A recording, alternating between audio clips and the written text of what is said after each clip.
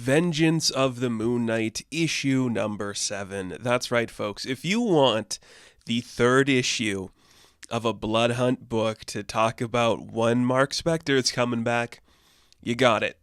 Why did this come out after Vengeance, or not Vengeance, Fist of Khonshu number 0? There's no reason for that to happen. Because this just reiterates what we knew in like the penultimate issue of Blood Hunt, and then what we knew in the Fist of Khonshu book. We're just talking more stuff. And it just makes me wonder, like, why did we just like not put the book on hiatus until we did Fist of Khonshu? Did we need Vengeance of the Moon Knight? Could we not just add this story into Blood Hunt? Because it seems pretty important.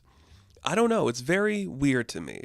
I think we were starting pretty strong with like an imposter Moon Knight, and we quickly just like moved away from that very quickly into Mark's back. Here you go. So this issue, it reiterates what we already know. We know this. If you read Blood Hunt, you know this. Tigra and Hunter's Moon are with the Wrecker. They are going to Asgard to break Khonshu out of prison. And it's kind of interesting. It's a lot of recapping Blood Hunt. It's from Greer's perspective, and she's just like, this is interesting for me. Working with a villain, going into a place of gods. This is a lot, but you gotta do what you gotta do to save the ones you love, right? So they go to where Khonshu's being imprisoned. And lucky for them, they got a guy with an Asgardian crowbar so he can break someone out of an Asgardian prison. It's a simple idea. I'm not against it. It makes perfect sense to me. You gotta break somebody out of Asgard. What about a guy with an Asgardian crowbar? So the Wrecker's gonna show up and help out. He's gonna pull the chains down, gonna break it free. Khonshu's free. The Knight has a moon again. And it looks gorgeous. Like, Cappuccio's just doing great stuff. It still looks fantastic. His Khonshu is, there's nothing matching it. It's unrivaled. It's incredible how it looks. He's like, cool, we're free. Now we can like literally leave Asgard right away. He starts calling Greer his daughter because I guess she's accepted the moon god into her life, or whatever you want to say. It doesn't matter. But she's like, cool, you're free. You have your power. Now where is he?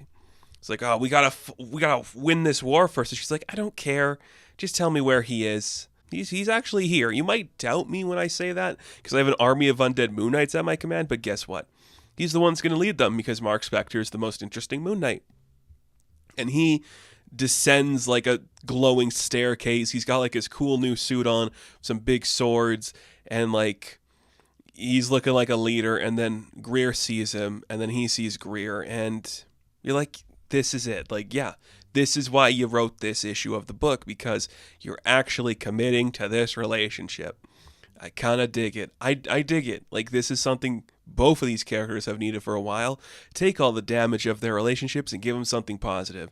So they embrace and they kiss because Mark Spector is back. Let this be the lesson. Mark Spector's back. He's not dead anymore. But don't worry, we have a sweet reunion, and then we're immediately going to jump into everything else going on in Blood Hunt. So before you can really like enjoy the moment and let Mark be like back fully, he was dead for a couple months, which is kind of cool. We have to go do a blood hunt. We have to go finish up a blood hunt. So Mark says to Wrecker, like, what? Come on. Clearly you want to fight with us. It's going to be a fight against vampires. You don't want to be a part of that? It's like, fine. He's also very reluctant to call Khonshu his father again, but he's just like, thank you for my life, father. It's like, yeah, there we go. So everyone's going to go to war. Mark's going to lead an army of the dead Moon Knights to fight the vampires. Greer's going to lead her own army to do something crazy. Hunter's Moon's going to lead his own army to do something crazy. Everyone's going to do something crazy. And that's the book. I kind of went through this one pretty quick because it is literally just restating what we already know. If you are familiar with Moon Knight Fist of Khonshu number 0, if you are familiar with even Vengeance of the Moon Knight number 6, or just Blood Hunt number 4, you are aware of what's happening here.